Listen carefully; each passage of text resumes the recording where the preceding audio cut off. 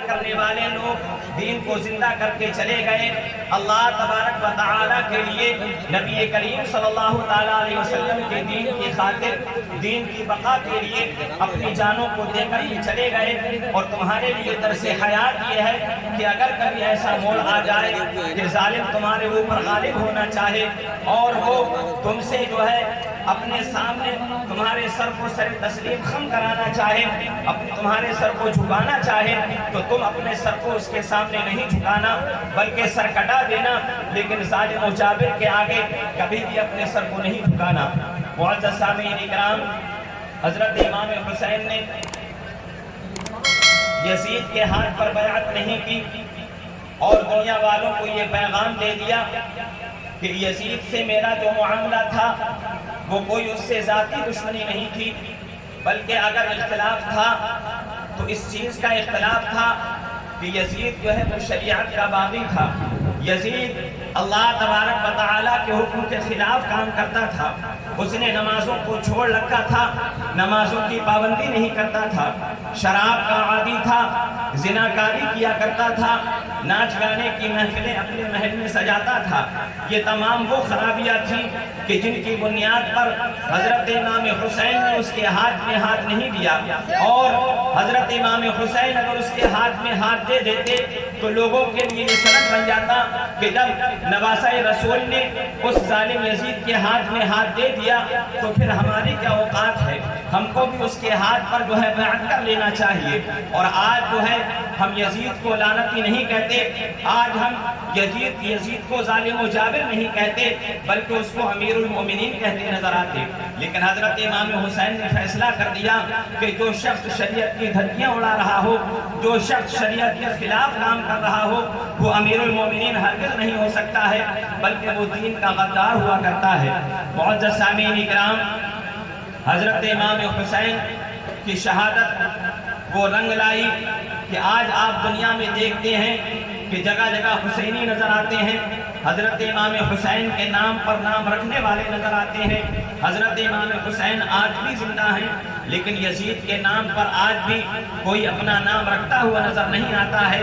یزید سے پہلے اگرچہ یزید نام کے لوگ ہوئے ہوں، لیکن یزید کے بعد میں آج آپ کو کوئی ایسا نہیں ملے گا کہ جس کا نام یزید کے نام پر رکھا ہوا ہو۔ مطلب یہ ہے کہ یہ ایسا شخص ہے کہ آج لوگ اتنی نفرت اس سے کرتے ہیں کہ کوئی اس کے نام پر نام رکھنے کے لیے بھی تیار نہیں ہے۔ معزز سامعین اکرام، تو حضرت امام حسین نے اپنی جان تو دے دی لیکن شریعت کے ساتھ سمجھوتا نہیں کیا، یہاں تک کہ بہت زیادہ دباؤ ڈالا گیا، طرح طرح سے آپ کے ساتھ جو ہے ظلم و زیادتی کی گئی، کربلا کے میدان میں آپ کو بلایا گیا، اور یہی نہیں بلکہ آپ کے گھر والوں میں سے آپ کے عزیز و اقارب، آپ کے بھائیوں، آپ کے بھانجوں اور آپ کے بھتیجوں کو بھی شہید کر دیا گیا۔ لیکن اس کے باوجود بھی حضرت امام حسین کا ایک ہی نعرہ تھا کہ میں ایسے باغی کے ہاتھ میں ہاتھ نہیں دے سکتا ہوں جو شریعت کے خلاف کام کرتا ہو۔ معزز سامعین اکرام،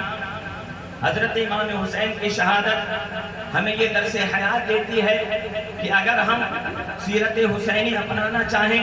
حضرت امام حسین کے کردار کو اپنانا چاہتے ہیں تو ہمیں نماز نہیں چھوڑنا ہے، ہمیں شراب سے دور بھاگنا ہے، زناکاری سے دور بھاگنا ہے، اللہ تبارک و تعالیٰ کے فرمان پر عمل کرنا ہے۔ حضرت امام حسین نے جو درس حیات ہم کو دیا ہے، اور آج کی جو یہ مبارک رات ہے، یہ جو شب عاشورہ ہے، حضرت امام حسین نے یہ شب عاشورہ کس طریقے سے گزاری۔ آپ نے بالخصوص یزیدیوں سے کہا کہ مجھ کو ایک رات مہلت دی جائے اور کل میں تم کو بتاتا ہوں۔ بہت سارے ظالموں نے یہ سمجھ لیا کہ حضرت امام حسین آج اپنے خاندان والوں سے، اپنے اہل بیت سے، اپنے گھر والوں سے مشورہ کر کے کل یزید کے ہاتھ پر بیعت کر لیں گے، لیکن حضرت امام حسین نے مہلت جو ہے وہ یزید کے ہاتھ پر بیعت کرنے کے لیے نہیں مانگی تھی، مشورہ کرنے کے لیے نہیں مانگی تھی، بلکہ آپ نے مہلت مانگی تھی کہ آج میری زندگی کی آخری رات ہے، اس کے بعد میرے اوپر نہیں ہوگا۔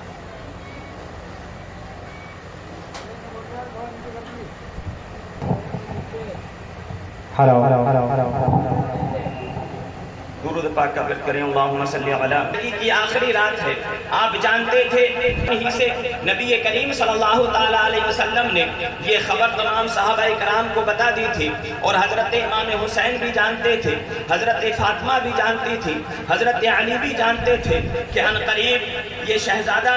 جس کو اس کے نبی کے ہی ماننے والے نبی کریم صلی اللہ تعالیٰ علیہ وسلم کے کلمہ پڑھنے والے ہی لوگ شہید کر دیں گے۔ تو حضرت امام حسین بخوبی جانتے تھے کہ یہ آج میری آخری رات۔ امام حسین نے مہلت اس لیے مانگی تھی کہ آج کی رات میں اپنے پروردگار کی دل کھول کر کے عبادت کر لوں، اور پھر لوگوں نے دیکھا کہ آپ پوری رات عبادت اور ریاضت میں مشغول ہو گئے۔ آپ کے عزیز و اقارب اس دنیا سے جا چکے ہیں، شہید ہو چکے ہیں، لیکن آپ نے اسی دل جمعی کے ساتھ اللہ تبارک و تعالیٰ کی عبادت کی، اور اس کے بعد میں جب آپ کو شہید کیا گیا تو آپ نے واقعہ سنا ہوگا، علماء کرام کی زبانی آپ سنتے رہتے ہیں کہ حضرت امام حسین نے سجدے کی حالت میں جو ہے اس دنیا کو چھوڑا، اور سجدے کی حالت میں ظالمین نے آپ کے سر کو کاٹا، آپ کو سجدے کی حالت میں ذبح کیا گیا۔ تو حضرت امام حسین نے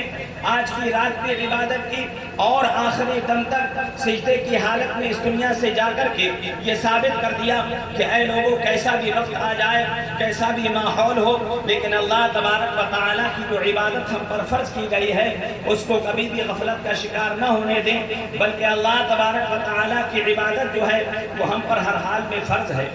اور آپ جانتے ہیں کہ حضرت امام حسین نے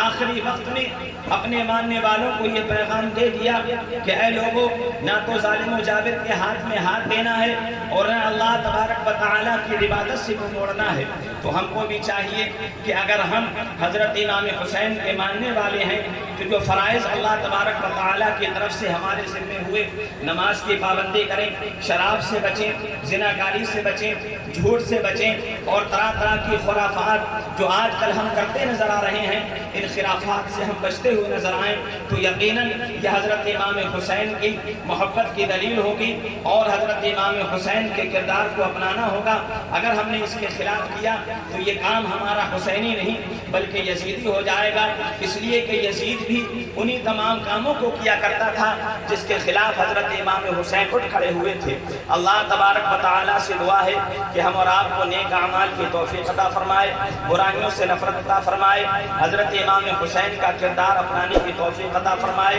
تمام نیک اعمال کو بحسن و خوبی انجام دینے کی کوشش اور اس کی توفیق عطا فرمائے۔ استغفر اللہ ربی من کل ذنب و اتوب الیہ۔ السلام علیکم۔